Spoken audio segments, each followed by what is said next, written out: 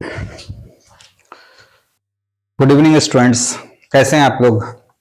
जैसा कि क्लास 8 का पेपर आप लोग ने दिया है, अभी जस्ट अभी आप लोग दिए हैं और जो है उसका पेपर का क्वेश्चन जो है आज हम लोग लेकर के आए हैं। आप लोग पेपर कैसे दिए हैं वो आप जो है इसका पेपर जो आज हम लोग सॉल्व करेंगे, वहां से आप लोग देख सकते हैं कि आप जो है किन क्वेश्चंस को कैसे आपने बनाया है, उस पर जो है आप लोगों का पेपर का मार्क्स किस प्रकार आएगा। जैसा कि बच्चे आपने अभी तो जस्ट आपका एग्जाम चल ही रहा है ना।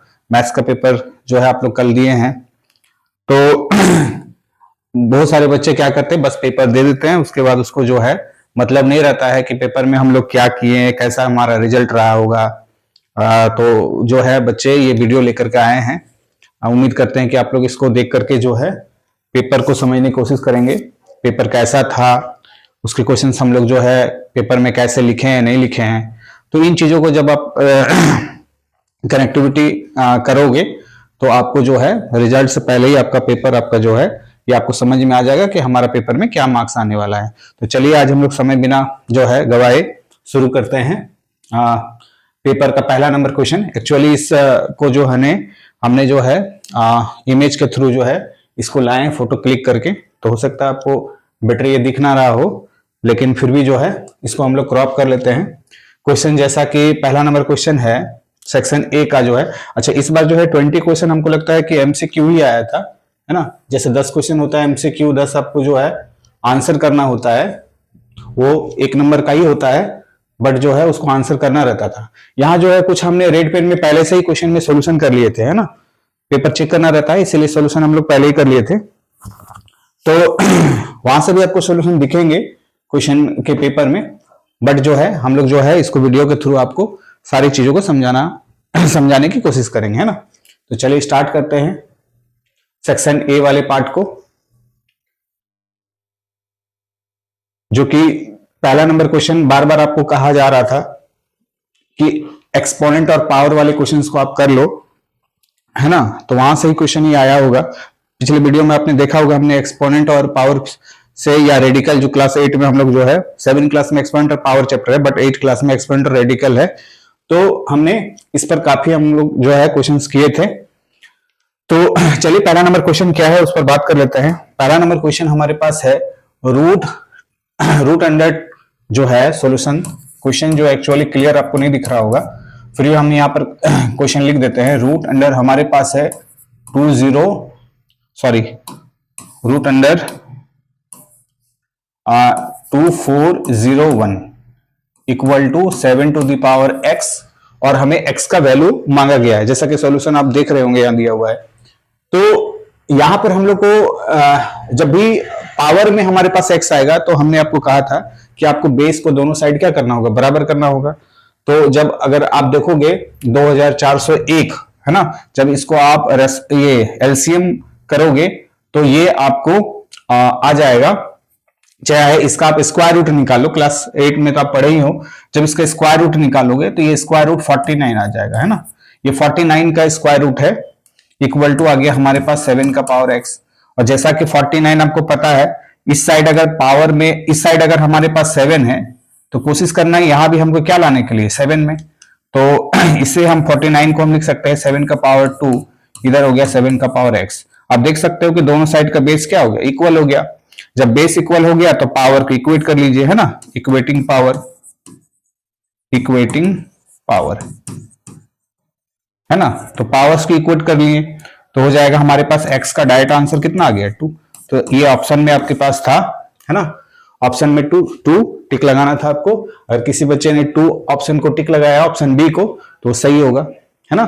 चलिए आज हम लोग जल्दी जल्दी थोड़ा क्वेश्चन को पार करते हैं, ताकि आपने तो पेपर ये दे ही चुके हैं, बस खाली आपको देख लेना है कि हम कितना सही बनाए हैं और कितना गलत हमारा हो गया पेपर में, है ना। क्वेश्चन नंबर 2 की ओर बढ़ते हैं। जैसा कि क्वेश्चन नंबर 2, एक्चुअली ये 1 मिनट, ये पिक किया हुआ है, सबसे लास्ट पेज पे हम लोग को आना है, क्योंकि क्वेश्चन नंबर वहां से ही शुरू 1 है। चलिए यहां पर आ जाते हैं, इसको क्वेश्चन नंबर 2 पर आते हैं। क्वेश्चन नंबर 2 के लिए अच्छा ये थोड़ा सा आपका जूम कर लेते हैं, नहीं तो आपको दिखेगा नहीं। थोड़ा सा जूम कर लेते हैं, फिर क्रॉप करते हैं। इसमें हो सकता है थोड़ा टाइम आपको लगे, लेकिन आपको ध्यान में रखना है, वीडियो को आपको पूरा देखना है, समझना है कितने आपने सही बनाया है, कितना आपका क्वेश्चन जो है गलत हो गया। चलिए क्वेश्चन नंबर 2 पर आते हैं। क्वेश्चन नंबर 2, जैसा कि यहां भी आप देख सकते हैं एक्सपोनेंशियल पावर से रिलेटेड, यानी सॉरी बार बार एक्सपोनेंट पावर आ जाता है, एक्सपोनेंट रेडिकल से है। तो यहां से भी आप देख सकते हो, ये क्वेश्चन क्या था, 5 का पावर 3/2 था, है ना, और यहां पर 2x था, 5/2x, ठीक है, 5 to the power 3/2x equal to 125। तो यहां से हमको x का वैल्यू पूछा जा रहा है क्या होगा। तो फिर हमें क्या करना होगा, दोनों साइड का बेस हमें क्या करना होगा, इक्वल करने की कोशिश करना है। तो यहाँ 5 तो है, क्या हम 125 को 5 का बेस बना सकते हैं? तो हाँ बना सकते हैं, ये पता है आपको। 125 को 5 इंटू 5 इंटू 5 यानी, अच्छा एक बार आपको लिख देते हैं क्योंकि बहुत सारे बच्चे जो है उसको थोड़ा बेसिक उसका जो है और ज्यादा जो है उसको क्लियर हो जाएगा इससे। 125 को 5 इंटू 5 इंटू 5 यानी 5 को हम कितना बार लिख सकते हैं, पावर में हम लिख सकते हैं यहाँ पर 3 टाइम्स, ये 3 बार आया है ना, जैसे 2 इंटू 2 तो 2 का पावर 2 लिखते हैं, उसी तरह करके 5 इंटू 5 इंटू 5 तो 5 का पावर 3। आप देख सकते हैं दोनों साइड का बेस जो है वो इक्वल है ना। तो इक्वेटिंग पावर, पावर को इक्वेट करेंगे, equating powers on base, base हमारा क्या है, बेस 5 है, यानी दोनों साइड का बेस 5 है, तो पावर को हम लोग इक्वेट कर लेते हैं। तो 3/2x इक्वल टू हमारे पास आ गया कितना, 3। तो यहां से क्रॉस मल्टीप्लाई कर लो, है ना, या नीचे कुछ नहीं तो 1 तो है, इसका पावर में 3 था, इसका पावर में 3/2x था, क्रॉस मल्टीप्लाई कर लो, तो 2x इंटू 3 इक्वल टू हमारे पास 3 इंटू 1 दैट इज 3। तो यहां से हमारे पास 2x का वैल्यू क्या आ गया। ऐसे तो आप ऊपर से 3 से 3 कैंसिल कर सकते थे, लेकिन बच्चे आप लोग ये बेसिक चीज जो है आप लोग क्लियर नहीं रहता है, जिसके वजह से आप लोग जो है पेपर में गलती कर देते हो, इसलिए हम इसको डिटेल सबको बता दे रहे हैं। तो यहां से 3 हो गया, ये मल्टीप्लाई में था तो डिवाइड में आके 3 हो गया, तो यहां से 3 3 कैंसिल हो गया, तो 2x का वैल्यू हो गया 1। अब यहां से x का वैल्यू क्या आ गया, 1/2, है ना, क्योंकि 2 तो डिवाइड में जाएगा, तो ऑप्शन में 1/2, फिर यहां से ऑप्शन बी हमारा सही हुआ, है ना। तो यहां भी हमारा एक्सपोनेंट और पावर का ही क्वेश्चन था, सॉरी एक्सपोनेंट और रेडिकल का। नेक्स्ट क्वेश्चन की ओर बढ़ते हैं। नेक्स्ट क्वेश्चन हमारा है, नेक्स्ट क्वेश्चन 3 नंबर जो है ये आपका डायरेक्ट इनवर्स वेरिएशन का क्वेश्चन है। देखते हैं डायरेक्ट इनवर्स वेरिएशन क्या है। डायरेक्ट इनवर्स वेरिएशन का क्वेश्चन आपको दिख रहा होगा,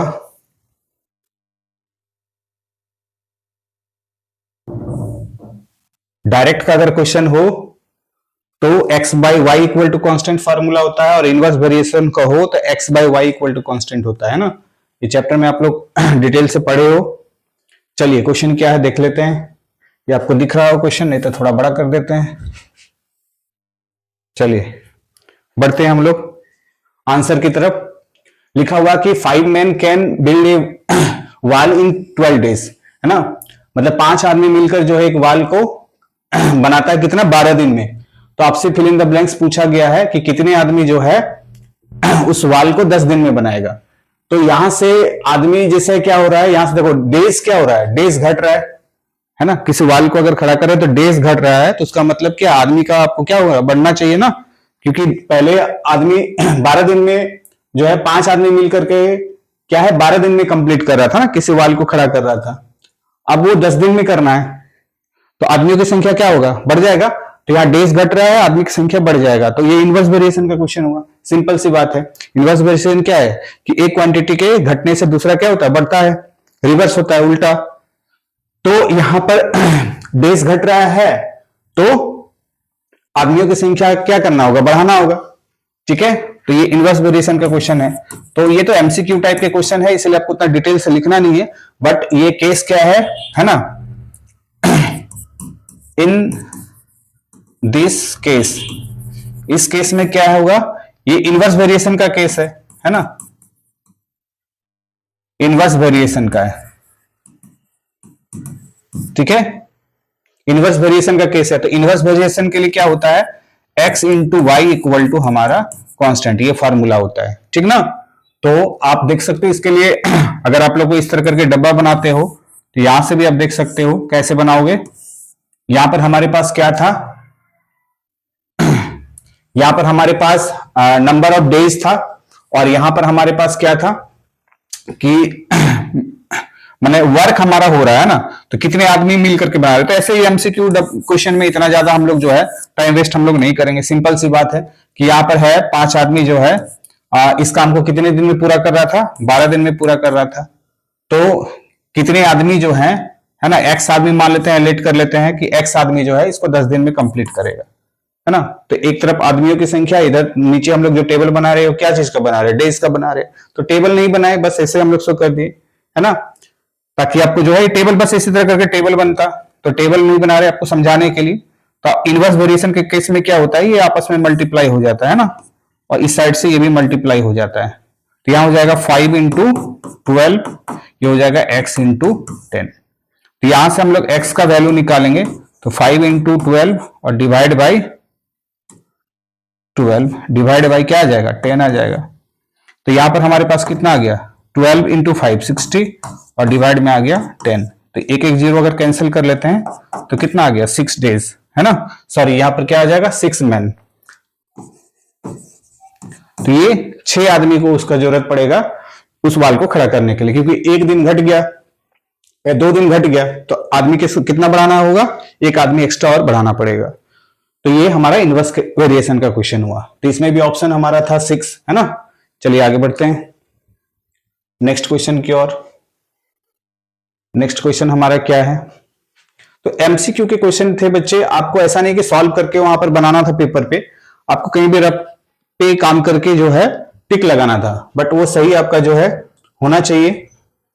और सिंपल सा क्वेश्चन था ये सब जो आप पढ़े हो चैप्टर्स में। चलिए नेक्स्ट क्वेश्चन की ओर बढ़ते हैं। नेक्स्ट क्वेश्चन आप देख सकते हो, प्रॉफिट लॉस डिस्काउंट से है। इस वाले क्वेश्चन में क्या है कि सेलिंग प्राइस दिया हुआ 10 बुक का जितना होगा वो कॉस्ट प्राइस ऑफ 15 बुक्स, मतलब आप 10 बुक को जितना में बेच रहे हो उससे उतना ही कॉस्ट में आप जो है 15 बुक खरीद रहे हो, है ना। तो जैसे एक बुक का सॉल्यूशन अगर हम लोग देखें, सॉल्यूशन की बात करें तो सेलिंग प्राइस ऑफ मान लेते हैं 1 बुक, है ना। एक बुक को अगर आप मान लेते हैं सेल करते हो x रुपीज में, ठीक है, और यहां उस हिसाब से जो है बोला the selling price of 10 books is equal to the cost price of 15 books. मान लेते हैं कि हम ऐसे सिंपल से समझ लो कि अगर हम 15 बुक को जो है क्या करते हैं, हम 15 बुक को अगर हम लोग खरीदते हैं, है ना, कॉस्ट प्राइस अगर 15 बुक का जितना प्राइस होगा तो उतने में हम लोग क्या करेंगे, 10 बुक को अगर हम लोग क्या करेंगे, सेल कर देंगे। तो 5 बुक का सिंपल सा आप यहां समझ लो कि प्रॉफिट हो जाएगा। ऐसे समझो, क्योंकि इतना टाइम इस पर हम लोग नहीं लगाते हैं, उतना डिटेल से नहीं लिखेंगे।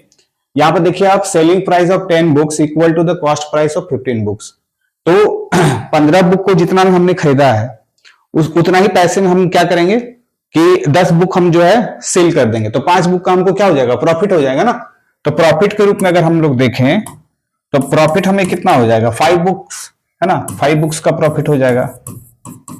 तो 5 बुक्स का प्रॉफिट हो जाएगा, तो प्रॉफिट परसेंट बराबर, है ना। और एक बुक का अगर हम कॉस्ट अगर मान लेते हैं कि अगर हमारे पास x रुपीस हो, है ना, तो हमें प्रॉफिट कितना हो गया, 5x का हमें प्रॉफिट हो गया, ठीक है।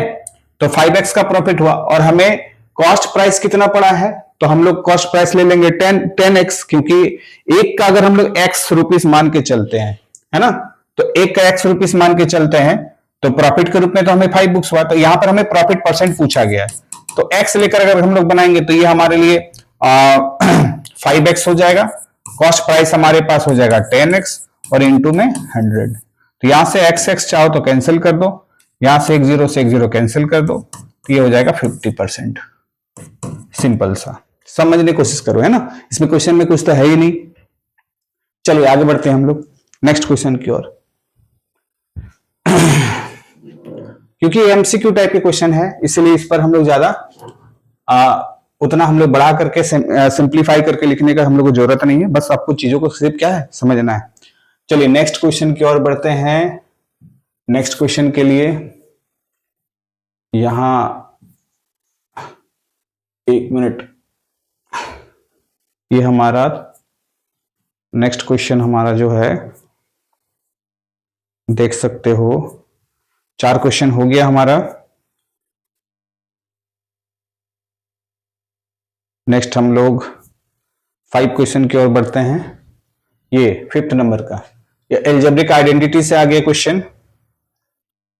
तो आपको आइडेंटिटी जितना भी आपने माने बुक में जो भी एक्सरसाइज में आपने आइडेंटिटी, अलग अलग आइडेंटिटी पर आपने क्वेश्चंस किए होंगे, तो उससे रिलेटेड क्वेश्चन आया था। सिंपल सा क्वेश्चन है, अगर किसी बच्चे को आइडेंटिटी याद होगा a प्लस बी का whole square, a minus b का होल स्क्वायर, है ना, a plus b, a minus b, तो ऐसे आइडेंटिटी आपको जो है आगे तक भी आपको काम आने वाला है।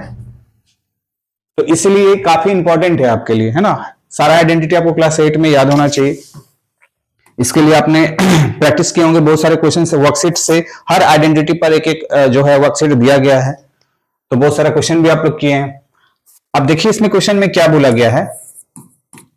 क्वेश्चन में है कि a माइनस बी का होल स्क्वायर, ये आपको पूछ रहा है इसका क्या इक्वल होगा, a माइनस बी का होल स्क्वायर प्लस 4ab, है ना, इसका आपका ये किसके बराबर होगा ऑप्शन का। तो अब इसको बस आप सॉल्व कर लो, जो आइडेंटिटी आपको पता है उसको यूज कर लेते हैं हम लोग। a माइनस बी का होल स्क्वायर होता है a स्क्वायर, है ना, plus b square minus 2ab, या बहुत सारे बच्चे ऐसे लिखते हैं तो आप ऐसे भी लिखिए, a स्क्वायर माइनस आ जाता है तो माइनस 2ab और प्लस का b स्क्वायर, और यहां पर देख सकते हैं 4ab एक्स्ट्रा और पार्ट दिया हुआ है ना, प्लस करके।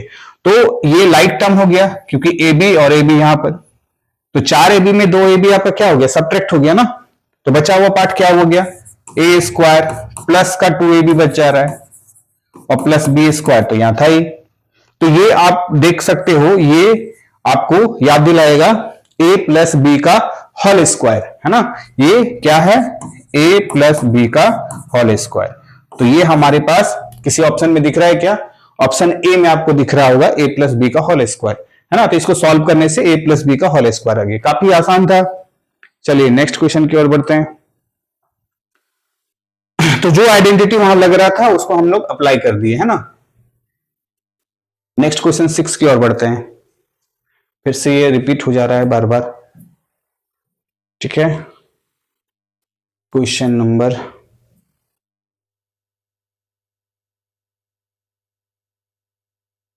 चलिए बढ़ते हैं आगे। 5 हो गया, 6 की ओर बढ़ते हैं। 6 क्वेश्चन में देख सकते हो,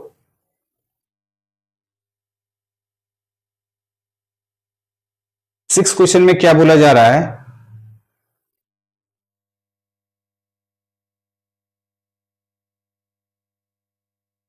बोला जा रहा है कि if the sum of 3 consecutive integers is 51। Integers आपको पता होगा कि एक नंबर लाइन में आपको बताया गया होगा, है ना, ये नंबर लाइन है, यहां 0 कर दिए, इधर वाले पॉजिटिव वाला नंबर 1 2 3 4 ऐसा नंबर, ये -1 -2 ऐसा वाला नंबर। तो यहां पर बोला गया है if the sum of 3 consecutive integer, 3 लगातार इंटीजर, कोई सा भी नंबर हो सकता है ना, कोई सा भी लगातार वाला नंबर होना, अगर 2 है तो 3 और 4 ऐसे लगातार वाला नंबर होना चाहिए, आगे कोई सा भी नंबर हो सकता है। ऐसे 3 आपके पास लगातार वाले नंबर का सम जो क्या दिया हुआ है 51 दिया है। तो हमने यहाँ पर आपको 2 3 4 दिखाया, उसका मतलब 2 3 4 नहीं होगा, क्योंकि तीनों नंबर को ऐड करोगे तो कितना आ जाएगा, 5 और 4 9 आ जाएगा। ऐड करके ऐसे 3 नंबर लेने हैं आपको, जिनको ऐड करके आपको क्या आना चाहिए 51 आना चाहिए। तो आपको बोला जा रहा है कि उन नंबर्स में से सबसे बड़ा जो है नंबर क्या होगा।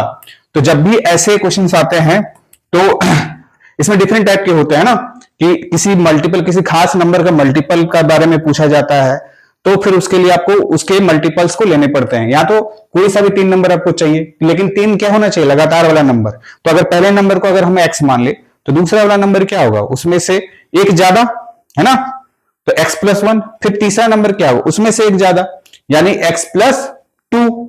इन तीनों नंबर को अगर हम लोग ऐड करते हैं तो 3 नंबर जो हम लोग यहाँ पर लेट करेंगे, है ना, सॉल्यूशन के लिए जो 3 नंबर हम लोग लेट कर लेंगे, 3 consecutive number, let the 3 consecutive integers. तो उसको हम लोग क्या क्या लेट कर लेंगे, एक नंबर मान लेते हैं x है, तो दूसरा क्या हो जाएगा x+1, और उसके बाद वाला नंबर क्या हो जाएगा x+2, क्योंकि लगातार वाला नंबर है ना। जैसे ये 2x का वैल्यू अगर 2 मान लिए तो 2 में 1 जोड़ेंगे तो 3 आ जाएगा, फिर 3 में से फिर ये x का वैल्यू 2 जोड़े थे तो 2 + 2 कितना हो जाएगा 4 हो जाएगा। तो यहां पर हो जाएगा 2 3 4, लगातार वाला नंबर होना चाहिए।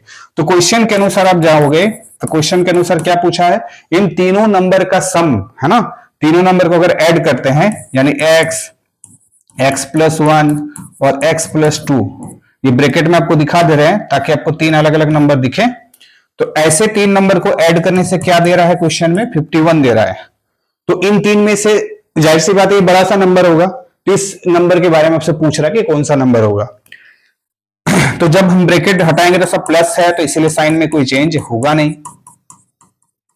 है ना, कोई भी साइन में चेंज नहीं होगा। अब x देखो 3 टाइम्स है तो 3x हो गया, और 2 और +1 कितना हो गया 3 हो गया, 51, यानी 3x, 51 में से 3 को माइनस कर लो तो 3x बराबर कितना हो जाएगा 48, 51 में से 3 जाएगा तो कितना हो जाएगा 48, तो x का वैल्यू कितना हो जाएगा 48 डिवाइड बाई 3, कितने टाइम्स में कट जाएगा ये हो गया 1, है ना, 18 आ गया, 16 आ गया, है ना। x का वैल्यू हमारे पास कितना आ गया, यहां से x का वैल्यू 16 आया, तो x तो सबसे छोटा नंबर है ना, x ये सबसे स्मॉलेस्ट है, ये मिडिल वाला हो गया, ये बड़ा वाला हो गया, है ना।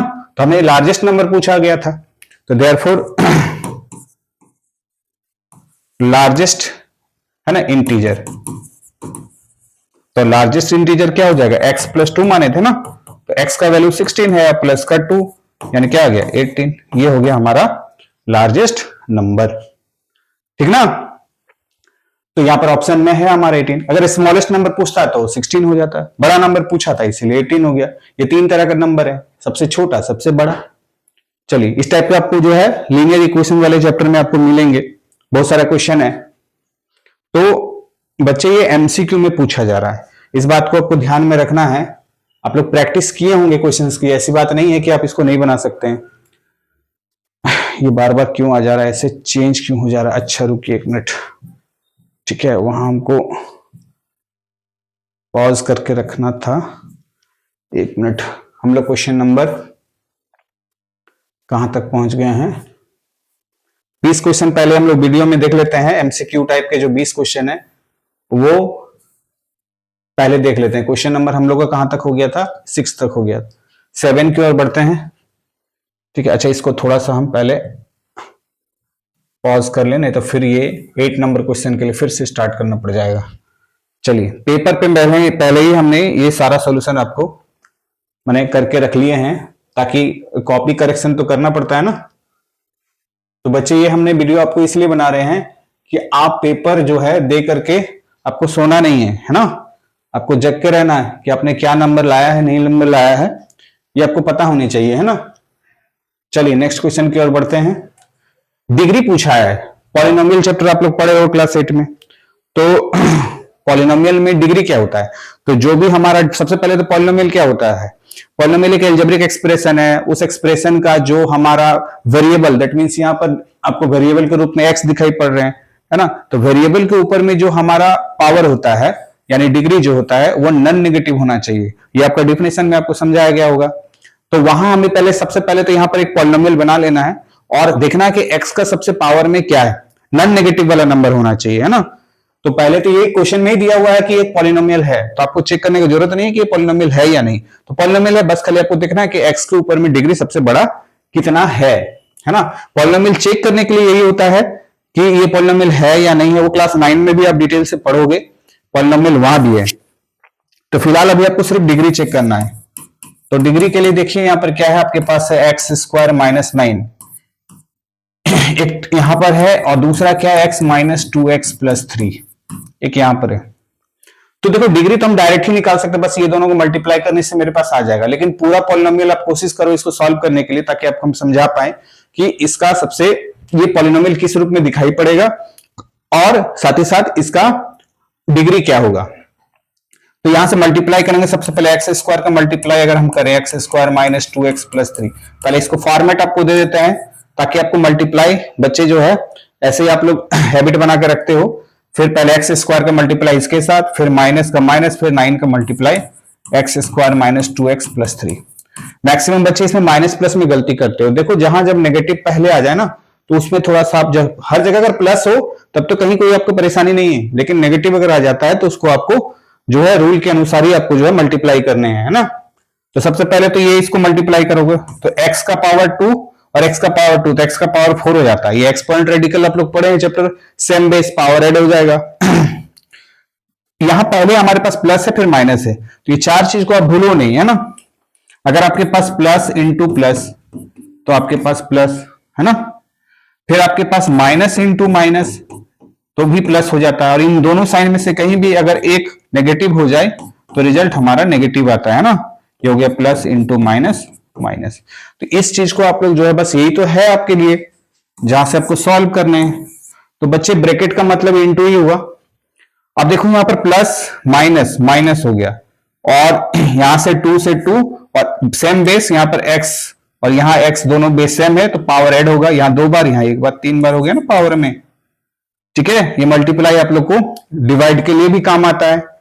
फिर प्लस प्लस प्लस हो गया, है ना, 3x स्क्वायर हो गया, 3 और x स्क्वायर को मल्टीप्लाई किया तो 3x स्क्वायर हो गया, इधर वाला का काम हो गया। अब जब नेगेटिव आ जाए तो ध्यान से नेगेटिव, ये ब्रैकेट का मतलब इंटू, नेगेटिव इंटू मैंने माइनस इंटू प्लस क्या हो गया, माइनस हो गया, तो 9x स्क्वायर। फिर माइनस इंटू माइनस प्लस हो गया, 9 इंटू 2 18, फिर x, फिर minus plus minus 9 into 3 27।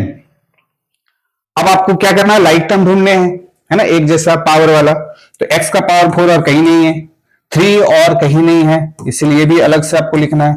Power 2 यहां है और यहां है और कहीं नहीं है, तो 9 है नेगेटिव में है और 3x स्क्वायर जो है पॉजिटिव में है, तो आप कितना आएगा माइनस 6x स्क्वायर। मतलब कर्जे में आप 9x स्क्वायर है और पॉजिटिव आपके पास है कितना 3x स्क्वायर, तो अभी भी आपके पास 6x स्क्वायर का कर्जा होगा। नेगेटिव का मतलब कर्जा मान के चलो, है ना, और पॉजिटिव मतलब आपके पास जो पैसा है वो कैलकुलेशन करोगे अपने आप जो है माइनस प्लस सबको समझ में आ जाएगा। प्लस का 18x और माइनस का 27। देखिए ये हमें सॉल्व नहीं करना था, बस हमें बताना था कि हमारा जो है डिग्री क्या होगा, है ना, डिग्री 2 0 4 1 ये ऑप्शन हमारे पास है। तो बस ये पॉलिनोमियल आपको दिख गया, इसी को हम लोग पॉलिनोमियल बोलेंगे। पॉलिनोमियल के स्टैंडर्ड फॉर्म हो गया ना, ये हमारा पॉलिनोमियल हो गया, ये जिसको हम लोग px पॉलिनोमियल को रिप्रेजेंट करते हैं ना, शॉर्ट में पॉलिनोमियल लिखे हैं, ये हो गया px। थोड़ा सा इसको और ढंग से लिख दें, है ना, ये p और ये x, ये पॉलिनोमियल हुआ। तो इस पॉलिनोमियल का डिग्री क्या हुआ, इस पॉलिनोमियल का डिग्री हो गया 4। क्यों 4 हुआ, क्योंकि इस वाले में जो है जहां वेरिएबल हर जगह, यहां भी है यहां भी, यहां सिर्फ लास्ट वाले टर्म छोड़ करके तो सारे के सारे x हम लोग वेरिएबल बोलते हैं। उस वेरिएबल में सबसे ज्यादा पावर वाला ही हमारे लिए डिग्री कहलाता है, तो x यहां जो है सबसे ज्यादा पावर में, तो इसका हमारे पास डिग्री कितना हो गया 4 हो गया। चलिए, तो हम डायरेक्ट इतना नहीं सॉल्व करके बस इन दोनों को मल्टीप्लाई करने से भी मेरा काम बन जाता है, जो कि आप लोग क्लास 10 में उसको करें तो ज्यादा बेहतर है ना। फिलहाल इसको पूरा सॉल्व करके ही देख लेना चाहिए, कोई कंफ्यूजन नहीं होगा आपको। चलिए बढ़ते हैं आगे, नेक्स्ट क्वेश्चन की ओर बढ़े। तो क्वेश्चन नंबर 8, ये हमारा क्वेश्चन नंबर 8 में फिगर दिया हुआ आपको, और इससे रिलेटेड आप लोग प्रॉपर्टी पढ़े हो, है ना, अल्टरनेट एंगल, क्रॉसपॉन्डिंग एंगल, ये 9 में और बेहतर से पढ़ोगे, ऐसे 8 में सारा आपका दिया ही हुआ है, और 9 में भी जो है आपको इसको पढ़ना है लाइंस और एंगल्स वाले चैप्टर में। तो यहां से एक क्वेश्चन हम लोग देख लेते हैं। जैसा कि यहां पर क्वेश्चन है, इसको थोड़ा सा छोटा कर लें, आप दिख रहा होगा आपको। देखिए सिंपल सा क्वेश्चन है इसमें, है ना, दो लाइन अगर आपके पास हो, क्वेश्चन में बोल रहा है L और M पैरेलल है, और जहां पर ये L और M दो लाइन है जो कि पैरेलल है, और ये तीसरा जो लाइन है N, जो कि इसको, ये लाइन को हम लोग ट्रांसवर्सल लाइन बोलते हैं। ट्रांसवर्सल लाइन का मतलब क्या होता है, जब दो या दो से ज्यादा लाइन को वो इंटरसेक्ट करता है डिफरेंट डिफरेंट पॉइंट पर। जैसे ये लाइन जो है पार हो रहा है, यहाँ एक पॉइंट पर कट कर रहा है, यहाँ एक पॉइंट पर कट कर रहा है, तो अलग अलग पॉइंट पर अलग अलग लाइन को कट कर रहा है, तो ये हमारा ट्रांसवर्सल लाइन हो गया है ना। तो इस कंडीशन में जब ये दोनों लाइन पैरेलल होता है तो इन दोनों, है ना, ये एंगल, ये डिफरेंट टाइप के आप लोग पढ़े हो तो आपको पता होगा ये दोनों एंगल हमारा क्या है, सेम साइड के एंगल है ना। तो सेम साइड के एंगल का सम कितना होता है, ये दोनों लाइन क्या है, पैरेलल है ना, तो 180 होता है। तो इसी का इस्तेमाल करके आपको x का वैल्यू निकालना है। बहुत सारे बच्चे इन दोनों को इक्वल लेकर के चल जाते हैं, तो ये इक्वल नहीं होगा क्योंकि दो लाइन जब पैरेलल है, यहां पर जो लाइन जो है, ये लाइन कौन सा लाइन, लाइन L पैरेलल है लाइन M का, है ना, और N जो है T लाइन है। T लाइन मतलब ट्रांसवर्सल लाइन है। तो उस केस में ये जो एंगल है, ये दोनों एंगल का सम कितना होगा, 180 डिग्री होगा, यानी 3x प्लस 70, एक कॉर्नर का एंगल ये दिया हुआ है, प्लस एक एंगल ये और दूसरा एंगल ये 2x प्लस 10, है ना, 10, इन दोनों का सम कितना हो जाएगा, 180। इसको बोलते हैं सम ऑफ को इंटीरियर एंगल, है ना। इस साइड वाले को आप लोग याद होगा अल्टरनेट एंगल होता है, को इंटीरियर एंगल होता है, कॉरस्पॉन्डिंग एंगल्स होते हैं। तो ये सम ऑफ को इंटीरियर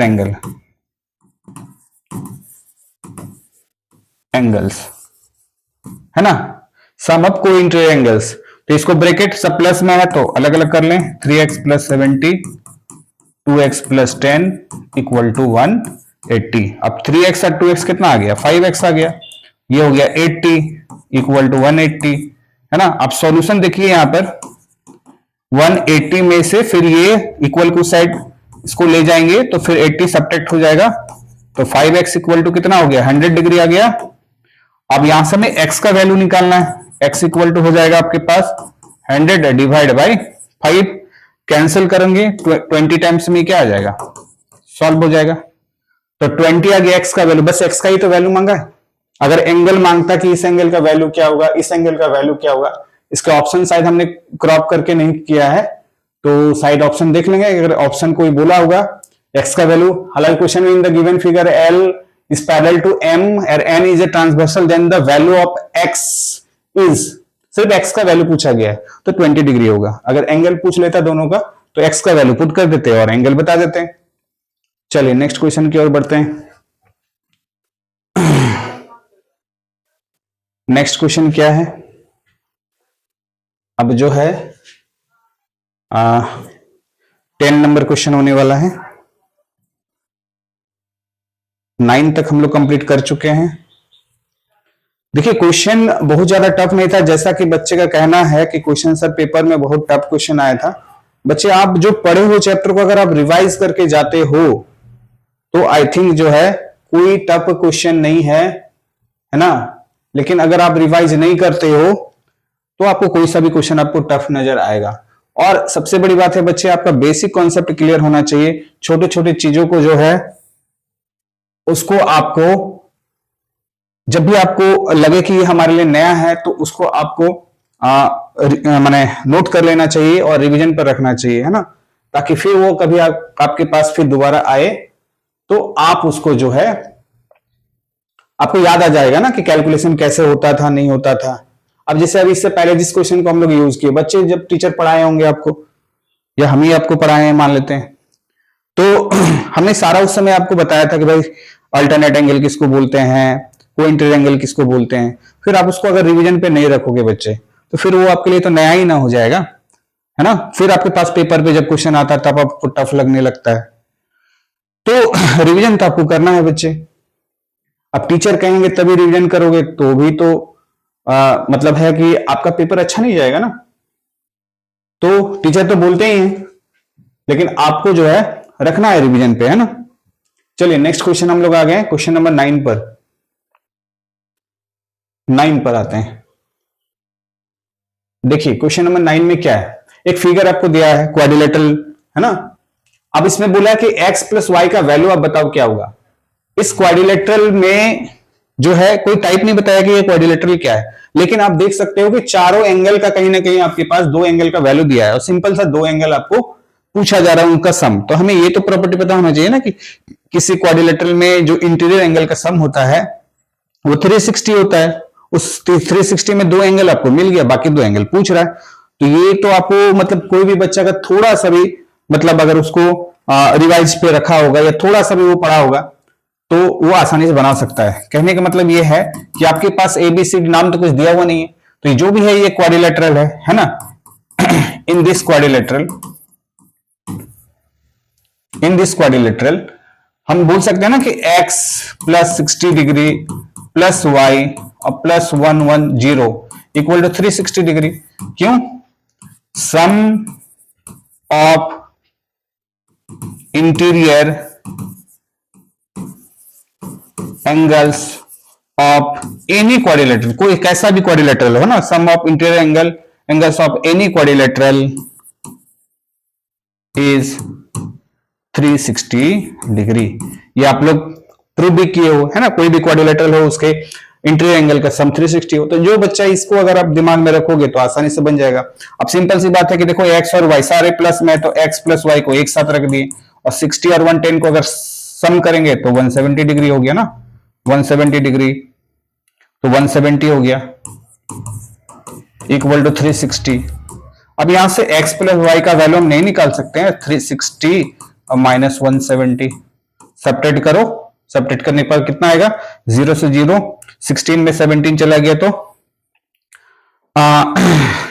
7 3 10 और 6 3 6 9 ना हो गया, और ये 290 है कहीं ऑप्शन में, 290 की 190 है ना, 190 होगा ना, ठीक, या 190 होगा, ठीक है। तो 190 तो ऑप्शन में है 190, ऑप्शन बी, ठीक ना। एक बार सब्ट्रैक्ट ठीक से कर लोगे अगर होता है कभी कभी, तो 190 हुआ है ना। तो इसमें कहीं कुछ क्वेश्चन में था, एकदम सिंपल सा क्वेश्चन है ये। चलिए बढ़ते हैं आगे। अब देखिए ये जो है टाइम जो है आपको हर एक क्वेश्चन 1 मिनट से ज्यादा का तो है नहीं, लेकिन फिर भी अगर आपको टाइम लग रहा है तो इसके पीछे रीजन यही है कि आपको हम समझाते हुए चल रहे हैं। आपने जो चैप्टर में आपने जो है सीखा था उसको हम आपको जो है दोहरा दे रहे हैं, चीजों को आपको याद दिला रहे हैं कि कैसे करके ये आपने पढ़ा था, और चीजों को अगर आप रिवीजन में रखे हैं तो आप पेपर सही तरीके से बनाए होंगे और नंबर आई थिंक आपका जो है आ जाएगा। चलिए क्वेश्चन नंबर 10 में क्या है, देखिए उससे रिलेटेड फिर एक क्वेश्चन आ गया। ये तो डायरेक्ट ही क्वेश्चन है, the sum of all exterior angle है ना of an octagon is.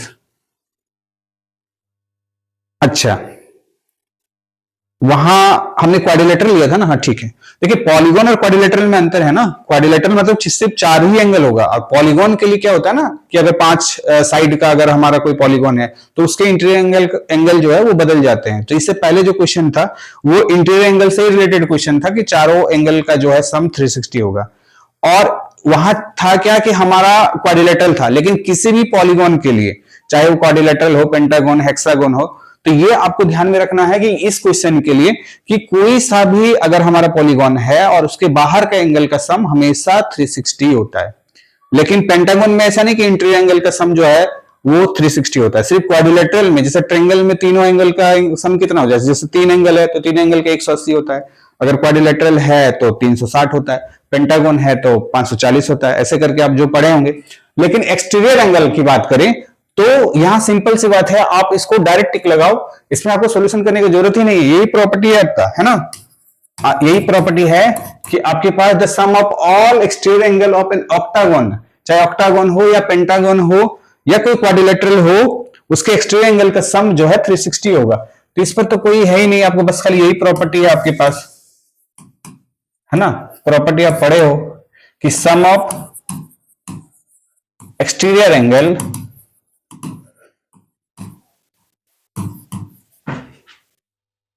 of any polygon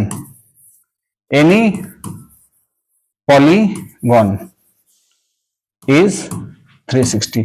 और वहां एनी क्वाड्रिलेटरल कहने का मतलब है क्वाड्रिलेटरल के डिफरेंट डिफरेंट टाइप्स होते हैं ना, जैसे स्क्वायर है या रेक्टेंगल है, उसके बारे में बात हो रहा था।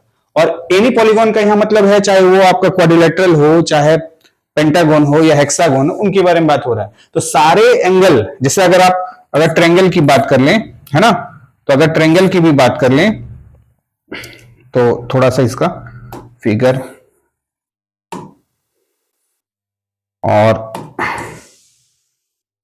अगर ये है ना, तो इन सारे एंगल का सम कितना होता है ना, जैसे अगर x plus y plus z के लिखे, तो बाहर का एंगल का सम जो है वो 360 होगा, चाहे वो ट्रायंगल ही क्यों ना हो, है ना, 360 होगा। कहां से? ये x plus y plus z, ये सारे बाहर का एंगल है 360। तो चाहे वो क्वाड्रिलेटरल हो, चाहे पेंटागन हो, चाहे ये ऑक्टागन हो, है ना, तो ऑक्टागन मतलब 8 साइड वाला, उसके बाहर का एंगल का सम भी कितना होगा? 360। तो ये डायरेक्ट आपको कोई सॉल्व करने की जरूरत नहीं है ना, ये आप प्रॉपर्टी पढ़े होंगे। बढ़ते हैं आगे, क्वेश्चन नंबर 11 की ओर बढ़ते हैं। क्वेश्चन नंबर 11 में क्या पूछा गया है?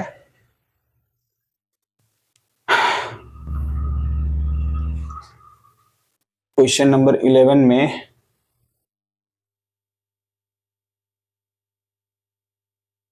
थोड़ा अगर वीडियो फास्ट हो रहा है तो बच्चे ये पेपर आपको देना नहीं है, आपने दे चुके हैं, आप थोड़ा सा उसको स्लो मोशन में आप कोशिश करोगे, 2 बार 3 बार रिवाइंड करोगे तो आपको ये सारी बातें आपको समझ में आने लगेगी। और कोशिश करें बच्चे, जो हर तरह के बच्चे होते हैं ना, एवरेज होते हैं, थोड़ा वो मतलब है, कुछ अच्छे बच्चे होते हैं वो लोग जल्दी कर लेते हैं, तो हम कोशिश कर रहे हैं कि सभी के लिए वीडियो लेकर के हम आए हैं।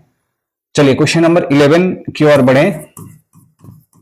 देखो इसमें क्या है बच्चे, मेंसुरेशन पढ़े हो क्लास 8 में, उसमें एक क्यूबॉइड से रिलेटेड क्वेश्चन है, तो जनरली यहाँ क्यूब ही है, क्यूबॉइड तो है नहीं। बोला कि if each side of cube is double, तो volume of the cube becomes कितने टाइम्स, जो है माने एक आपके पास क्यूब है और उसके क्यूब के साइड को बोल रहा है कि डबल कर दें, तो उसका वॉल्यूम में कितना टाइम्स बढ़ जाएगा। मतलब क्या है, ऐसे समझाते हैं, क्योंकि ये 3D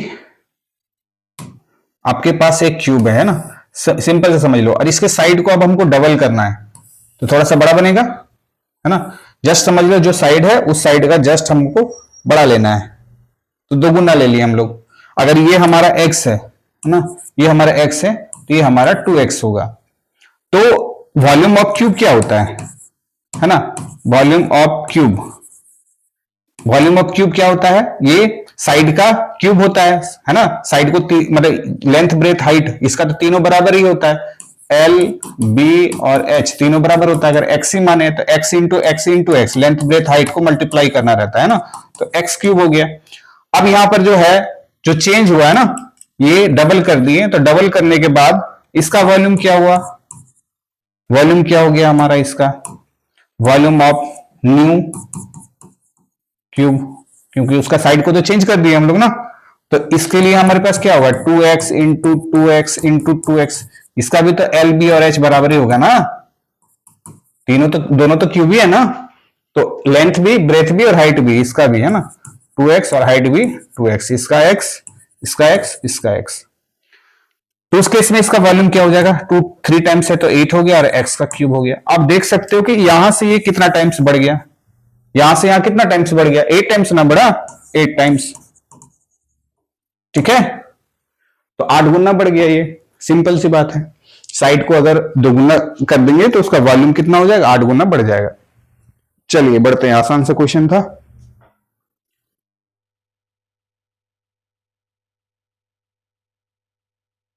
लास्ट 12 नंबर क्वेश्चन यहीं पे सॉल्व कर लेते हैं। यहां पे ये एक्चुअली बच्चे देखो, बहुत सारे बच्चे जो है अभी और भी आगे आप पेपर दे रहे हो, आपको उसका भी प्रिपरेशन करना है। अगर कोई कल एग्जाम होगा तो आई थिंक उसका तो आप पेपर का तैयारी करोगे ही, लेकिन फ्री टाइम में जरूर ये वीडियो देख लो, ताकि आप जो है, और आप पेपर को जरूर रखो, है ना, जिस जो आपने क्वेश्चन पेपर आप एग्जाम दे के आए हो उसको रखो, और आप कोशिश करो कि आपने वहां पर एग्जाम पे क्या लिखा है, पेपर पे क्या है ना, तो आपको एक आइडिया हो जाएगा। फिर आप ऐसा नहीं, होपलेस नहीं होना है, क्योंकि अभी तो आपका एग्जाम चल ही रहा है ना, पेपर खराब चला गया तो आप फिर माने जितने भी आगे पेपर बचे हुए हैं उसको खराब ना कर लो। तो अगर ऐसा कुछ सिचुएशन है कि मैथ्स अगर आपका बहुत ही माने खराब चला गया पेपर, तो कुछ दिन होल्ड करके रखो ये पेपर को, है ना, क्योंकि होता है ना बच्चे कि पेपर फिर आप जो है नेक्स्ट आने वाला पेपर फिर खराब ना कर लो, है ना। चलो ठीक है, बढ़ते हैं आगे सॉल्यूशन की ओर।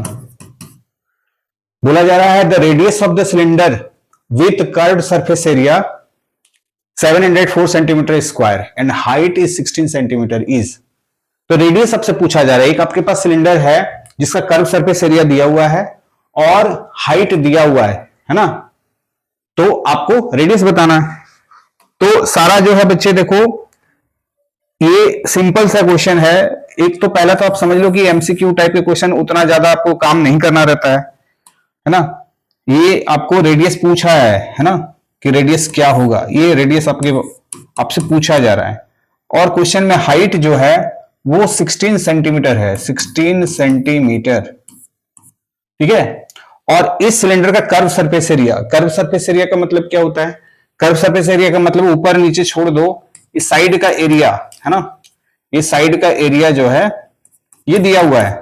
अगर इसको आप खोलोगे तो एक रेक्टेंगल जैसा शेप बनेगा ना, एक पेपर जैसा, इसको फोल्ड करोगे तो ऐसा गोल सा चीज आ जाएगा। तो ये आपको पूरा सीट दिया है ना, ये पूरा, या फिर ऐसा समझ लो कि इधर पूरा गोल सा चीज जो सिलेंडर अब ड्रम जैसा आपको जो दिख रहा है उसका साइड का पूरा एरिया दिया हुआ है। ये पूरा एरिया कितना है, इसी को हम लोग कर्व सरफेस एरिया बोलते हैं ना। टोटल सरफेस एरिया में ये दोनों इंक्लूड हो जाएगा, लेकिन कर्व सरफेस एरिया में ये दोनों क्या होगा, एक्सक्लूड हो जाएगा। 704 सेंटीमीटर स्क्वायर, ठीक है। तो curve surface area of cylinder का बस फॉर्मूला आपको याद होना चाहिए, curve surface area of cylinder क्या होता है, 2 पाई आर एच, है ना। ये अगर किसी बच्चे को अगर याद है, पता है, तो बस खाली इस पर पुट कर दो। Curve surface area of cylinder दिया हुआ 704, 2 का 2, पाई का वैल्यू जनरली आपको ये ध्यान में रखना है कि 22/7 हमें हमेशा लेना ही है ना, 22/7। इसका वैल्यू आपको दिया हुआ नहीं है तो भी आपको ध्यान में रखना है, क्योंकि आप जब एक्सरसाइज बनाए हो तो टीचर आपको जरूर बोलेगा कि पाई का वैल्यू 22/7। आर तो आपको निकालना था और एच का वैल्यू कितना दिया हुआ है, 16 सेंटीमीटर। यहां से कैलकुलेट कर लो, क्रॉस मल्टीप्लाई पहले कर लो, क्योंकि बच्चे आप लोग कैलकुलेशन ही गलत कर बैठते हो तो पेपर में आपका जो है आंसर गलत आ जाएगा। फिर यहां से आर का वैल्यू कैलकुलेट करना है, तो ये ऊपर गया, बाकी सारा आर के साथ जो जुड़ा हुआ है वो नीचे आ जाएगा, मल्टीप्लाई में है ना, तो मल्टीप्लाई में है तो ये डिवाइड में आ जाएगा, 2 इंटू 22 इंटू 16। अब कैलकुलेशन इसको ठीक से करना है। सबसे पहले छोटे छोटे नंबर को कैलकुलेट कर लो, 2 से कैंसिल करेंगे तो ये 352, ठीक है। फिर आगे अगर हम लोग देखें तो क्या ये 11 का टेबल में कैंसिल होगा, क्या आराम से कैंसिल हो जाएगा। देखिए ये 2 बार में, ये 3 बार में 33 और 2 बार में 22। अब देखिए 16 का टेबल में ये 2 बार में कट गया, 2 से 2 भी कट गया, सिंपल सिर्फ हमारे पास आर का वैल्यू क्या बचा, 7 आया सेंटीमीटर, बस। इसका भी ऑप्शन हमने लिखा नहीं है, क्रॉप नहीं कर पाए, या इसमें ऑप्शन था या नहीं पता नहीं, शायद आई थिंक होगा ऑप्शन। तो 7 सेंटीमीटर है ना, इसका क्या आ गया, रेडियस क्या आ गया, बस कर्व सरफेस एरिया का फॉर्मूला में पुट कर दो, जो आपके पास गिवन दिए हुए सारे पुट कर दो और आर का वैल्यू कैलकुलेट कर लो। चलिए नेक्स्ट बढ़ते हैं आगे। मैंने अब हमारा जो 13 नंबर क्वेश्चन आएगा, 13 नंबर के लिए यहां ऑप्शन नहीं था, ऑप्शन होगा नीचे, बट क्रॉप करने के बाद वो ऑप्शन हट गया। अब 14 नंबर की ओर बढ़ते हैं हम लोग। एक बार चेक कर लेंगे कि 7 है या नहीं।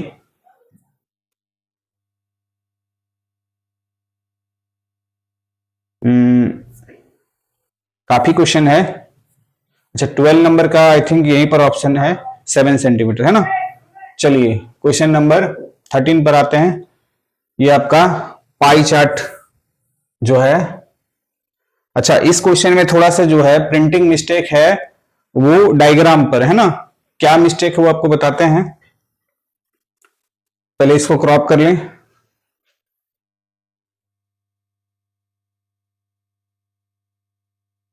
इसका ऑप्शन भी हम लोग रख लेते हैं।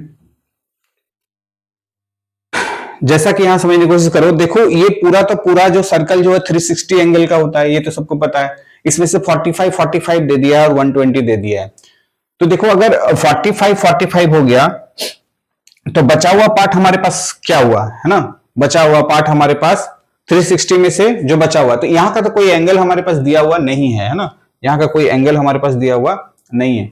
तो कैलकुलेट आपको कैसे करने हैं, कैलकुलेट आप ऐसे समझ लो, सबसे पहले अगर ये 90 है, ये 90 है ना, तो एक्चुअली जो है ये देखिए अगर 90 है और अगर ये भी 90 होता है ना, ये अगर 90 होता, क्योंकि कैलकुलेशन में तो दिया हुआ नहीं है, यहां का एंगल थोड़ा कलर चेंज कर लेते हैं। या मिस्टेक यही है कि अगर ये 90 है, क्योंकि इसको बनाया तो 90 लेकर है, तो ये एक स्ट्रेट लाइन सीधा होता ना, क्योंकि इधर अगर 90 है तो इधर भी 90 होता, ये एकदम सीधा जाता, तो एंगल थोड़ा फर्क पड़ रहा है ना। तो अगर ये 90 है तो ये 90 90 180, अब बचा हुआ फिर जो है 180 इस वाले पार्ट में होता है, यहां से लेकर यहां तक 180 होता है, तो 120 है तो ये 60 हो जाता है। सिंपल सा है, यही थोड़ा सा करेक्शन इस पे करना था कि ये जो है राइस का जो वैल्यू है वो 90 डिग्री आना चाहिए था, ताकि ये रेशियो यहां पर मिल जाता है। तो यहां से ऐसे समझो कि यहां पर ये प्रिंटिंग मिस्टेक था, जिसके वजह से ये, अब देखो ये अगर ये 90 है तो स्ट्रेट यहां पर 90 सीधा होगा, तो इस साइड भी 90 होगा। तो रेशियो हमसे पूछा गया था, है ना, क्या चीज का रेशियो पूछा गया था, the ratio of the student who like rice to those who like dosa, है ना। तो राइस का रेशियो हमें डोसा के साथ करना था, तो राइस का एंगल यहां 90 डिग्री है ना, राइस बाई डोसा, है ना। तो राइस का 90 अकॉर्डिंग टू क्वेश्चन, ठीक है ना, जैसा क्वेश्चन में बोला गया, यहां 120 लिया है तो बचा हुआ पार्ट, क्योंकि इधर से भी 180 इधर से भी 180, तो अगर यहां पर 120 है तो बचा हुआ पार्ट 60 होगा। तो यहां से 1 0 कैंसिल कर दें तो 9/6, ये अगर कटेगा तो 3/2 में, तो इसका रेशियो आ जाएगा 3:2, है ना, ऑप्शन में 3:2 था। तो ये करेक्शन के लिए आया था क्वेश्चन, है ना। तो जो है जाहिर सी बात है कि अगर आप करेक्शन कर चुके हो तो ये आपके पास ऑप्शन होगा। नेक्स्ट बढ़ते हैं हम लोग क्वेश्चन नंबर 14 की ओर, है ना, 14 की ओर। ये प्रोबेबिलिटी क्वेश्चन है। अब प्रोबेबिलिटी आपको माने कोई भी क्वेश्चन आपका जो है क्लास 8 तक में प्रोबेबिलिटी टफ क्वेश्चन में से तो नहीं है, काफी इजी क्वेश्चन है। बस क्वेश्चन को आप पढ़ो और आंसर उस पर मतलब वो डायरेक्ट ही आंसर आ जाएगा, इसमें कोई आपका कैलकुलेशन करने को उतना ज्यादा जरूरत नहीं है। ये देखिए क्या है क्वेश्चन, ये बोला गया है नंबर फ्रॉम 1 to 30, है ना, are written on 30 spread slip, मतलब 30 से छोटे छोटे कागज लेकर के उसमें 1 से लेकर 30 तक नंबर लिखा गया है ना, जैसे 1 बनाया गया, फिर 2 स्लिप में बनाया गया, फिर 3 बनाया गया, फिर 4 बनाया, ऐसे बनाए गए हैं ना। और इसको एक बॉक्स में रख दिया गया और उसको मिक्स कर दिया गया, है ना, लिखा हुआ है kept in a box and mixed well. One slip is chosen from the box without taking into it, है ना, बिना देखे हुए डब्बे से एक स्लिप को निकालना है। तो आपको बताना है the probability that the number on the slip is not a prime number. तो बच्चे सबसे पहले 1 से 30 तक में आपको प्राइम नंबर पता होना चाहिए ना, जो कौन कौन सा प्राइम नंबर नहीं है। देखो अगर ये थोड़ा सा ऊपर क्लासेस में जाते तो क्वेश्चन और इजी वे में बनता, लेकिन आपको यहां उसी वे में बनाना है। आपसे पूछा गया कि उसका चांस बताओ कि हम जो स्लिप निकालेंगे वो प्राइम नंबर नहीं होना चाहिए। तो सबसे पहले प्राइम नंबर नहीं होना है, कौन कौन सा नंबर है जो प्राइम नंबर नहीं है। तो आपको ये पता होना चाहिए कि प्राइम नंबर मेरा 1 से 30 तक में कितने प्राइम नंबर है। तो अगर 1 से 30 तक में अगर आपको प्राइम नंबर पता हो कितने हैं तो बस उतना माइनस कर दो, तो उतने प्राइम नंबर नहीं है। जैसे 1 से 30 तक में आपके प्राइम नंबर जो है वो नहीं, मतलब प्राइम नंबर जो होते हैं वो 10 होते हैं और जो प्राइम नंबर नहीं होते हैं वो 20 होते हैं, यानी टोटल नंबर तो 30 है आपके पास। देखिए हमने यहाँ पर लिख करके आपको रखे हुए हैं जो नॉट अ प्राइम नंबर, है ना, जो प्राइम नंबर नहीं है उसका प्रोबेबिलिटी हमसे पूछा गया था। तो हमसे सॉल्यूशन में क्या पूछा था, जो प्राइम नंबर नहीं है, तो प्रोबेबिलिटी हमको बताना है नॉट प्राइम नंबर, ठीक है। तो प्राइम नंबर जो नहीं वो कौन कौन सा नंबर हो जाएगा। तो ऐसे तो हम यहाँ पर सिर्फ आपको रफ में पहले हम लोग दिखा देते हैं, फिर उसका यहाँ पर प्रोबेबिलिटी क्या होता है कि नंबर जो हमारे फेवर में है तो उसको ऊपर रखना होता है, टोटल नंबर नीचे रखना रहता है। इसको हम लोग शॉर्ट में NE/NS बोलते हैं, जो तो ऊपर क्लासेस का फॉर्मूला में पढ़ोगे, है ना। मतलब ये जो हमारे फेवर में वो कितना नंबर है वो यहाँ डालना है और टोटल नंबर हमको यहां जानना है। तो टोटल तो हम लोग 30 है, टोटल नंबर हमारे पास कितना है 30 है। और जो प्राइम नंबर नहीं है वो हमारे पेपर में कितने हैं, तो ऐसे 20 है ना 20। अगर ये दिख रहा होगा तो आपको दिख रहे होगा जो प्राइम नंबर नहीं है, जैसे 1 हो गया, 4 हो गया, 6 हो गया, 8 हो गया, 9 हो गया, 10 हो गया, 12 हो गया, 14 हो गया, 15, 16, 18, 20, 21। तो 1 से 30 के बीच में जो प्राइम नंबर नहीं है उसको आप कहीं लिख करके रख लो। और उस कितने नंबर ऐसे हो रहे हैं जो प्राइम नहीं है, वो टोटल 20 आएंगे, है ना। और नंबर्स टोटल दिए हुए कितने हैं 30 है। और जो प्राइम नंबर नहीं है 30 में से 1 से लेकर 30 में वो 20 है। तो ऊपर हमारे फेवर में हो गया 20 और टोटल हो गया 30, तो 2/3 है ना। आंसर हो जाएगा 2/3। ठीक है। और ये आपको पता होना चाहिए कि अगर इस किसी बच्चे को ये पता हो कि 1 से 30 के बीच में 10 ऐसे जो नंबर है जो प्राइम नंबर है हमारे, तो अगर टोटल में से 10 प्राइम है तो बाकी तो बचा तो 20 ना, तो 20 ऊपर में हो गया जो प्राइम नंबर नहीं है और टोटल 30 हो गया। डिवाइड कर दो, प्रोबेबिलिटी के तो यही है, हमारे फेवर वाला ऊपर और टोटल है नीचे। चलिए नेक्स्ट क्वेश्चन की ओर बढ़ते हैं। 14 नंबर कंप्लीट हो गया, 15 की ओर बढ़ते हैं। 15 जल्दी से 5 क्वेश्चन और कर लें, फिर सेकंड वाला पार्ट हम लोग करेंगे। 15 नंबर 2018 आई थिंक ये 15 नंबर आ गया। इस टाइप के क्वेश्चन आपको 9 में भी पढ़ने को मिलेगा, है ना, इसलिए इसको बेहतर तरीके से आप समझ लो। ये क्वेश्चन नंबर 15, 16, 17 यहां आ जाएगा। 15 नंबर क्वेश्चन जो है ये ऑप्शन है।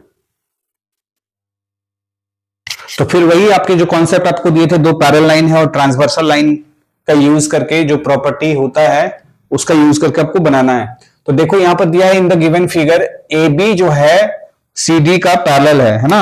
यहां पर सॉल्यूशन में ए बी पैरेलल लाइन है सी डी का, या सॉरी डीई का है ना। और जब भी इस तरह का पैरेलल हो तो एक ट्रांसवर्सल लाइन होना चाहिए, तो जो कि आप देख सकते हो ए हमारा ट्रांसवर्सल लाइन है ना, ए ई, यहां पर ए इस टी लाइन है। तो इस वाले क्वेश्चन में देखो कि हमें यहां का एंगल और यहां का एंगल दिया हुआ है ना, और इन दोनों के बीच में जो है यहां अगर कोई सा भी, जैसे ये 43, तो यहां तो 43 अल्टरनेट एंगल से आ जाएगा। तो जब भी इस टाइप के क्वेश्चंस हो, ज्यादातर मैक्सिमम क्वेश्चन में आपको काम यही करना है कि ऐसे, फिर कुछ ऐसे, फिर कुछ ऐसे, फिर कुछ ऐसे टाइप के क्वेश्चंस हो, तो कंस्ट्रक्शन में आपको जो है एक लाइन ड्रॉ कर लेना है ना, जो कि फिगर में आपको हम दिखाए हैं। या फिर से एक बार आपको जो है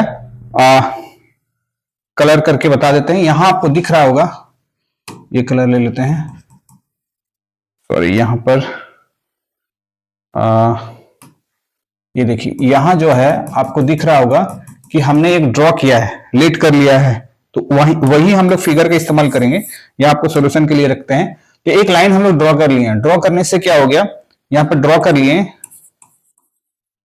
ड्रॉ है ना, इसका कोई नाम आपको देना, क्योंकि एमसीक्यू क्वेश्चन है, डिटेल तो आपको करना है नहीं। तो draw a line parallel to A B and D E, ये दोनों लाइन के पैरेलल लाइन हमको ड्रॉ करना। पहले तो ये दोनों था ही, और इसमें एक और हम लोग लाइन ड्रॉ कर लिए। तो अभी भी जो है ये एक ट्रांसवर्सल लाइन का काम करेगा। तो ट्रांसवर्सल का लाइन का काम करेगा, तो आप देख सकते हो कि जब दो लाइन ऐसे हो और तीसरा लाइन अगर ट्रांसवर्सल ऐसे कुछ हो, तो ये एंगल और ये एंगल अल्टरनेट एंगल होता है। तो अगर ये 43 है तो यहां का एंगल कितना हो जाएगा, 43 हो जाएगा, 43 एंगल हो जाएगा। उसी तरह करके ये 57 है तो यहां भी 57 हो जाएगा, होगा ना। तो ये पूरा एंगल का वैल्यू हमसे पूछा गया है क्वेश्चन में, है ना, ए सी डी का वैल्यू पूछा गया है। यानी ऐसा था हमारे पास, फिर ऐसा आया, फिर ऐसा आया, फिर ऐसा आया।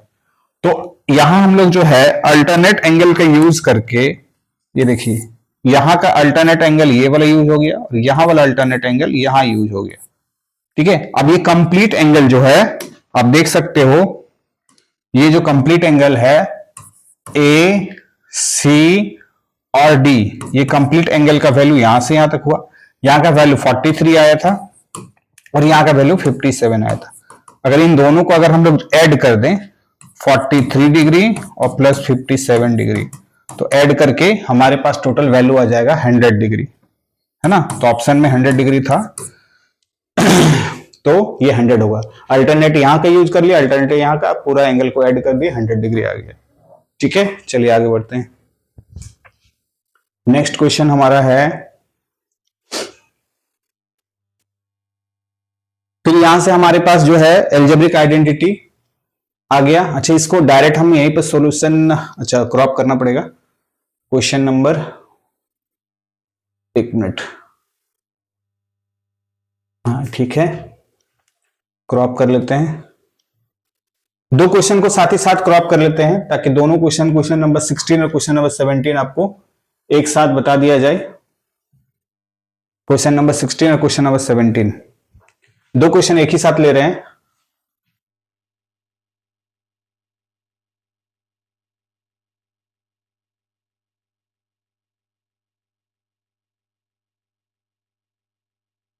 चलिए शुरू करते हैं। ये तो आपका जो क्वेश्चन है ये पूछ रहा है कि किसके इक्वल होगा, तो ये है, ये वैल्यू दिया हुआ है आपके पास। क्वेश्चन नंबर अगर हम बात करें, क्वेश्चन नंबर अगर हम 16 की बात करें, है ना, तो यहां पर है ए स्क्वायर माइनस 7a प्लस 12, ये किसके बराबर होगा। तो चार ऑप्शन है आपके पास, चारों को मल्टीप्लाई कर लो, ये जिसके मल्टीप्लाई के बराबर। अगर आपको मल्टीप्लाई करना आसान है तो आप इन सारे को मल्टीप्लाई करके चेक करो किसका है, या फिर दूसरा उपाय यही है कि आप अगर इसको फैक्टर कर दो, है ना, फैक्टर भी आपका क्लास 8 में है, मिडिल टर्म को स्प्लिट करके फैक्टर कर दो तो आपको ये मिल जाएगा ऑप्शन डायरेक्ट। ए स्क्वायर 7a को हम लोग लिख सकते हैं कितना, 4a माइनस 3a, ऐड करने पर 7a आ गया और मल्टीप्लाई करेंगे तो 12 आ गया। ये आप लोग पढ़े हो, मतलब मिडिल वाला टर्म आपको ऐसे ब्रेक करने हैं जो ऐड या सब्ट्रैक्ट करने के बाद मिडिल वाला टर्म आ जाए और मल्टीप्लाई करेंगे तो साइड वाला जो है वो आना चाहिए। ठीक है ना, तो 4 और 3 में ये टूट गया ना मिडिल वाला, तो अब इसमें दो तीन टर्म से चार टर्म हो गया, तो फिर दो दो का पेयरिंग करके बनाइए कॉमन करके, तो ये दोनों में कॉमन कीजिए, इन दोनों में कॉमन कीजिए, तो यहां से a कॉमन हो गया, तो यहां से 2 बार a था, एक बार a बचा, -4, यहां से a कॉमन हो गया, माइनस का 3 कॉमन हो गया तो a बचा, और एक प्लस में 2 माइनस होता है ना, माइनस इंटू माइनस प्लस, तो यहां से क्या बचा आपके पास, यहां से आपके पास बचा 4। हमेशा याद रखोगे कि ये वाला पार्ट अगर आप बना रहे हो तो हमेशा ये इक्वल आना चाहिए, है ना, a-4 और a-4 दोनों जगह आना चाहिए। अभी इन दोनों को कॉमन करेंगे a-4 को, तो एक बाहर का आ गया a और फिर यहां से आ गया आपका 3, तो a-4 a-4 और a-3, तो a-3 a-4, ऑप्शन सी जो है वो आपको दिख रहा होगा, ऑप्शन सी, है ना। ये क्वेश्चन नंबर 16 नंबर हो गया। 17 के लिए अगर हम लोग आते हैं तो 17 के लिए बच्चे, हमने पिछले वीडियो में आपको कहा था कि इस टाइप के क्वेश्चन एक तो देगा ही देगा, आपको ट्राई कर लेना है। किसी में 2 नंबर का पूछा था उस वाले पेपर में, यहां जो है आपको 1 मार्क्स वाले क्वेश्चन में पूछ लिया है। जैसे यहां पर दिया हुआ है कि आपके पास x square plus 1/x² equal to 83 है, और आपको वैल्यू निकालना है, किसका वैल्यू निकालना है, x माइनस 1/x का वैल्यू निकालना है। इसका वैल्यू क्या होगा, तो आपको इसी को सिंप्लीफाई करना है कि सिंस हम लोग लिखेंगे कि x माइनस 1/x का होल स्क्वायर इक्वल टू होता है a माइनस बी का होल स्क्वायर में ब्रेक करेंगे तो a² plus b² minus 2, a का वैल्यू x है, b का वैल्यू 1/x है। ठीक है, इसी का वैल्यू निकालना है। अब देख सकते हैं क्वेश्चन में यहां से यहां तक दिया हुआ है x² प्लस 1/x² का वैल्यू 83 है, तो इसका 83 पुट कर दिए, यहां से x कैंसिल हो गया, माइनस का क्या बचा हुआ है, माइनस का यहां पर बचा हुआ है 2, तो हो गया 81, है ना। इसका वैल्यू सेम, इसका तो वैल्यू दिया हुआ नहीं है, इसे तो हमको निकालना है x माइनस 1/x का होल स्क्वायर। अब जैसा कि यहां पर हम लोग कैलकुलेट करेंगे, ये स्क्वायर उस साइड जाएगा तो रूट बन जाएगा, यानी x माइनस 1/x का वैल्यू क्या आ जाएगा, ये स्क्वायर उस साइड जाएगा तो रूट 81, तो x माइनस 1/x का वैल्यू कितना आ गया, 9, तो ऑप्शन में 9 होगा, है ना। तो सिंपल सा है, इस टाइप के क्वेश्चन तो हमने आपको पहले ही बताया था कि आएगा ये एग्जाम में। चलिए बढ़ते हैं आगे।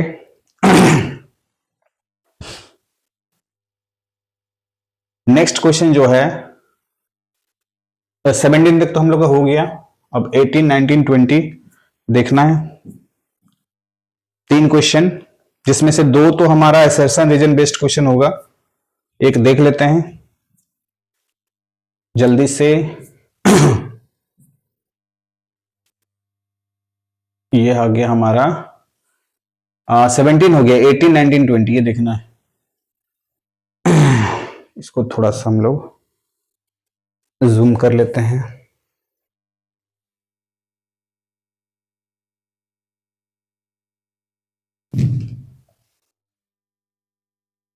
ये जो क्वेश्चन है आप 7 में भी पढ़े हो, है ना, एक्सपोनेंट पावर वाले चैप्टर में। देखिए इसका आपको क्या करना है 7 का बुक आप निकाल के देखो, एक्सपोनेंट पावर वाले चैप्टर में लास्ट वर्कशीट में आपको मिलेगा। इसको आपको जो है इक्वल, किसके इक्वल होगा जैसे आपके पास अगर दिख नहीं रहा होगा ठीक से, तो यहां से देखो क्या लिखा हुआ है, 3.347 इंटू 10⁻⁻6 ये किसके बराबर है। सिंपल बच्चे, जो आपको आइडिया है पहले उसी का इस्तेमाल करो कि ये -6 पावर में तो नीचे लेकर के इसको, ये बच्चे के सेंस में अगर देखोगे तो ये नेगेटिव है तो नीचे आ जाएगा पॉजिटिव 10⁻6। ये बाद में हम लोग अप्लाई करेंगे, ऊपर करेंगे, या इसको कन्वर्ट करना आपको जीरो में ना। ये हो गया, सबसे पहले कुछ नहीं किए, ये वाला पार्ट को नीचे ले आए, पॉजिटिव था नीचे आने से नेगेटिव, सॉरी नेगेटिव था नीचे आने से पॉजिटिव हो गया। अब इसके बाद जनरली हम लोग क्या करते हैं, इसका पॉइंट हटाते हैं। तो पॉइंट हटाओ बच्चे, पॉइंट के बाद कितना है 3 डिजिट है ना, तो पॉइंट के बाद 3 डिजिट यानी 3 जीरो। अब आपके पास क्या आ गया ऊपर में आ गया 3347, 3 जीरो और 6 जीरो टोटल 9 जीरो हो गया 10⁻9। अब 9 जीरो का मतलब नीचे है ये 3347 और एक और साथ में 9 जीरो, 1 2 3 4 5 6 7 8 9, 1 2 3 4 5 6 7 8 9। और आपको पता है इसको हम क्या लिख सकते हैं 9 डिजिट के बाद आपको पॉइंट बैठेगा, तो 4 डिजिट तो यहां का हो गया 7433, ये 4 डिजिट हो गया 5 6 7 8 9 यहां तक हो गया। उसके बाद एक जीरो बैठा दीजिए, ये ऑप्शन में ढूंढिए कहां है आपका, तो ऑप्शन डी में आपको देखने को मिलेगा ना, 2 2 4 1 5 0। तो ये आप लोग क्लास 7 में ही पढ़े हुए हैं ना, स्टैंडर्ड फॉर्म में जो है k इंटू 10⁻n वाला पार्ट में, k इंटू 10⁻n के फॉर्मेट में लिखने वाला है ना। चलिए बढ़ते हैं आगे। अब असर्शन रीजन वाला क्वेश्चन है, जल्दी से उसको कर लेते हैं। तो पहला पार्ट हमारा खत्म हो जाएगा। क्वेश्चन नंबर 18, क्वेश्चन नंबर 19 में आपको असर्शन रीजन जो है, ऑप्शन आपको पता ही होगा, क्लास में आपको बार बार बताया गया है कि पहले स्टेटमेंट चेक करो, फिर रीजन चेक करो, फिर इसका 4 ऑप्शन होता है कि स्टेटमेंट सही है, रीजन भी सही है, और रीजन जो है स्टेटमेंट का करेक्ट एक्सप्लेनेशन है, पहला ऑप्शन होता है। दूसरा ऑप्शन होता है कि स्टेटमेंट सही है, रीजन भी सही है, लेकिन रीजन जो है करेक्ट एक्सप्लेनेशन नहीं है। तीसरा होता है कि आपका जो है स्टेटमेंट सही है, रीजन गलत है। चौथा पार्ट हो जाता है कि आपका जो है स्टेटमेंट गलत है लेकिन रीजन सही है। तो ये 4 ऑप्शन पहले से ही आपको पता होते हैं। अब पहले हम लोग चेक करते हैं 1 बाय 1। क्रॉप कर ले क्वेश्चन नंबर,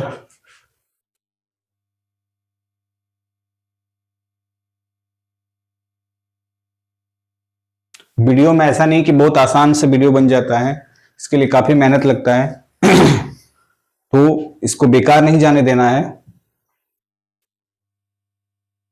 ये वीडियो उन बच्चों के लिए है जो अभी क्लास 7 में है, फिर उसको चैप्टर वाइज वो आप लोग वो देख ही लेंगे कि कैसा क्वेश्चन हमारा पेपर पे आया था फाइनल में। 7 के बच्चे जो है वो आने वाले समय में 8 का जब पेपर देगा तो उसको भी जो है ये यहां से उसको ज्यादा फायदा होने वाला है।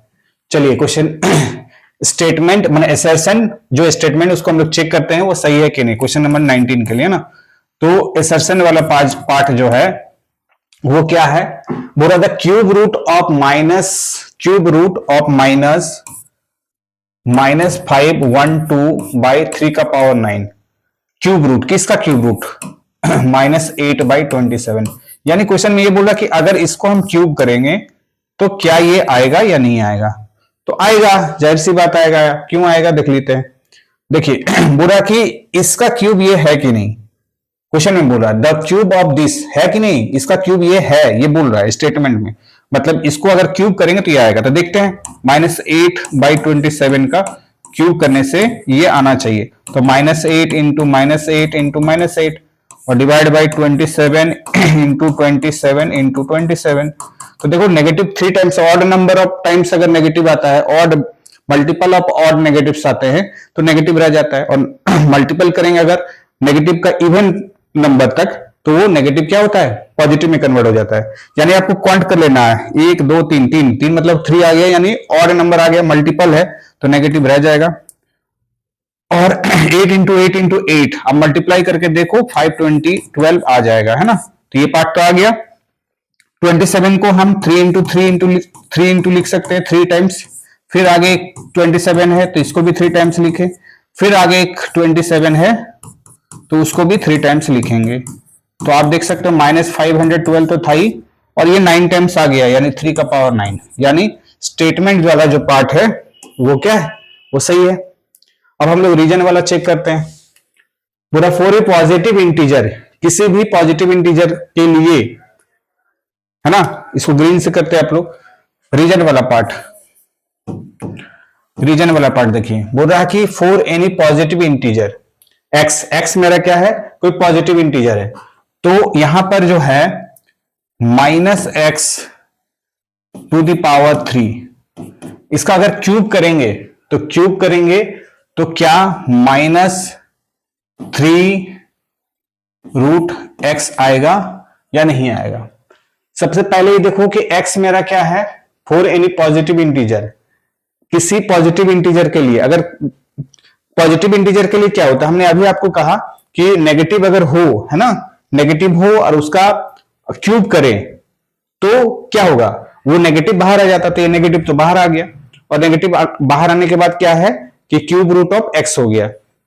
तो एक्चुअली इसी का अगर हम लोग यूज करते तो ये और जल्दी बन जाता। मैंने समझाने के लिए आपको ऐसा तो कर दिए, लेकिन इसी रीजन का अप्लाई करो इसमें तो आसानी से ये आपका बन जाएगा, है ना। मतलब आपके पास था -8/27 और ये किसका क्यूब है, मतलब ये जो है इसको हम ऐसे लिख सकते हैं या नहीं लिख सकते थे, यानी क्यूब रूट ऑफ -512/3 का पावर 9। तो ये दोनों बात जो है बराबर है ना, इसी से हम इसको निकालें। यानी इस रीजन से ही हम लोग जो है स्टेटमेंट को सॉल्व करते। तो हम तो दूसरे मेथड से सॉल्व कर दिया आपको समझाने के लिए, लेकिन इससे अगर सॉल्व करोगे तो ये आ जाएगा, है ना, ये पार्ट आ जाएगा, क्योंकि नेगेटिव क्यूब रूट नेगेटिव के लिए बाहर आ जाएगा। 512 का क्यूब रूट 8 आ जाएगा, और 3 जो अब देख रहे हो 3 इंटू 3 इंटू 3, तो उसका क्यूब रूट यहां से एक, यहां से एक और यहां से एक, यानी एक 3 फिर 3 और 3, इसको मल्टीप्लाई करोगे तो 27 बाहर आ जाएगा, है ना। यानी स्टेटमेंट भी सही है, रीजन भी सही है, और जिस रीजन से हम लोग उसको सॉल्व कर रहे हैं स्टेटमेंट को, वो भी सही है। तो ऑप्शन ए इज करेक्ट, है ना। मतलब स्टेटमेंट असर्शन क्या है, ऑप्शन ए कि assertion and reason both are true and reason is the correct explanation of assertion. चलिए बढ़ते हैं लास्ट वाला 20 नंबर लास्ट क्वेश्चन हम लोग कर लेते हैं। 20 नंबर, इसमें क्या है,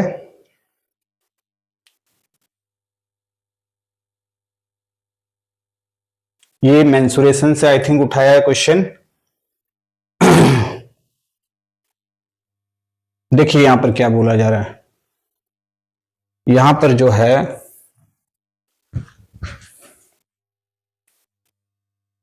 यहां पर है असर्शन वाले पार्ट में क्या दिया है, if the volume of a cube is numerically equal to its total surface area then the length of each side is 6 unit. किसके बारे में बात हो रहा है, क्यूब के बारे में। तो अगर हम क्यूब यहां आपको ड्रॉप करके दिखा दे तो क्या बोला जा रहा है समझिए। क्यूब है जिसका लेंथ ब्रेथ हाइट तीनों बराबर है, पूरा है। इफ द वॉल्यूम, तो इसका अगर मान लेते हैं साइड अगर 6 यूनिट का हो, है ना, इसका साइड अगर 6 यूनिट का हो, साइड अगर 6 यूनिट का हो, तो आपको पता है इसका वॉल्यूम क्या होगा, वॉल्यूम क्या होता है, साइड का स्क्वायर, साइड का क्यूब होता है ना। Length into breadth into height, तो सारा तो 6 ही है, तो ये हो जाएगा 6 इंटू 6 इंटू 6। तो बोला कि if the volume of a cube is numerically equal to its total surface area then the length of each side is 6 unit. फिर इसका टोटल सरफेस एरिया भी निकालेंगे। तो वॉल्यूम अगर हम लोग कैलकुलेट करें तो ये 216 आ जाएगा, 6 गुने 6 गुने 6 इंटू 6 इंटू 6। और टोटल सरफेस एरिया की बात करें, ये बोला कि वॉल्यूम और टोटल सरफेस एरिया क्या इक्वल आएगा अगर उसका साइड जो है 6 यूनिट का है। तो टोटल सरफेस एरिया का फॉर्मूला होता है 6a स्क्वायर, है ना। ये सब फॉर्मूला आपको जो है थोड़ा सा रिवाइज करना होगा। टोटल सरफेस एरिया, वॉल्यूम तो आपको पता है, यहां फॉर्मूला आपको लिख दे रहे हैं, ठीक है। वॉल्यूम जो है क्यूब के लिए वॉल्यूम होता है ए क्यूब, यानी साइड का क्यूब। और टोटल सरफेस एरिया बराबर होता है 6a स्क्वायर। तो टोटल सरफेस एरिया निकाल लेते हैं। तो 6a स्क्वायर, क्या ये दोनों आपस में इक्वल होगा, ये पूछा जा रहा है। 6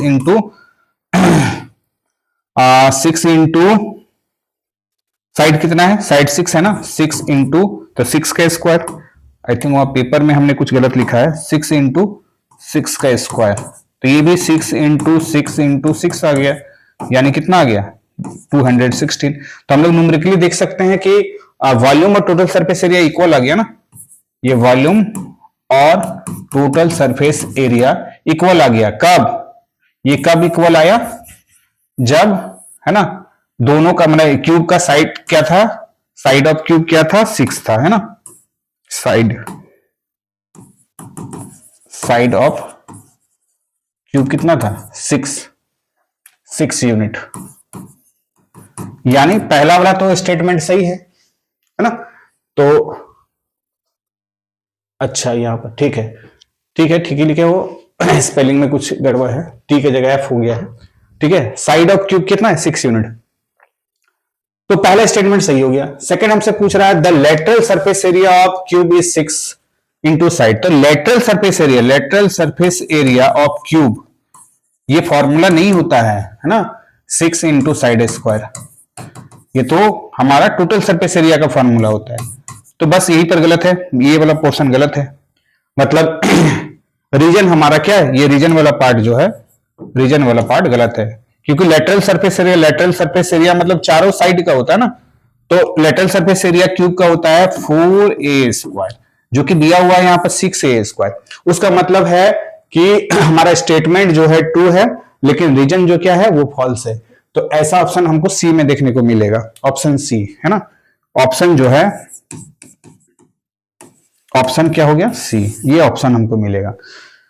मतलब आपको यहां पर दिया हुआ है कि पहले तो बोला कि एक क्यूब है आपका, साइड जो है 6 यूनिट है, तो उसका वॉल्यूम और उसका टोटल सरफेस एरिया, उसका बोला कि दोनों का वैल्यू न्यूमेरिकली इक्वल होगा। तो सॉल्व किए तो 216 दोनों में आ गया। ये दोनों का न्यूमेरिकली वैल्यू, इसका यूनिट पर नहीं जाना है, इसका न्यूमेरिकल वैल्यू 216, जैसे ये आएगा वॉल्यूम आएगा तो ये यूनिट क्यूब हो जाएगा, क्यूब यूनिट हो जाएगा ना, क्योंकि 6 यूनिट है, जो भी होगा इसका यूनिट उसका क्यूब हो जाएगा। और ये एरिया है तो जो भी उसका स्क्वायर में आएगा, स्क्वायर यूनिट आएगा और ये क्यूब आ जाएगा। तो हमें देखना है उसका न्यूमेरिकल वैल्यू, तो 216 दोनों में आया, तो वो तो स्टेटमेंट सही है। लेकिन लेटरल सरफेस एरिया बोल रहा है कि 6a स्क्वायर होगा, तो होगा नहीं, क्योंकि लेटरल सरफेस एरिया तो 4a स्क्वायर होता है, तो रीजन गलत है। तो हमारा ऑप्शन सही है कि स्टेटमेंट जो है ट्रू है, बट रीजन इज फॉल्स। तो बच्चे हमारा यहाँ पर यही था कि आप जो है, जब भी हमने वीडियो जिस टाइम भी स्टार्ट किए हैं और ये वीडियो इतना बड़ा बना, तो हम चाह रहे हैं कि आपको जो है सारी बातें जो है आपको क्लियर हो जानी चाहिए, कि आपने जो है रिवीजन के तौर पर जो भी रखा है उसको आप लोग पेपर पे कैसे लिखे हो, कैसे नहीं लिखे हो। नेक्स्ट वीडियो का वेट करो, कोशिश करेंगे जल्द लाने के लिए, और जो भी आपका डाउट होगा, है ना, वो सारा क्लियर हो जाए। ठीक है, थैंक यू।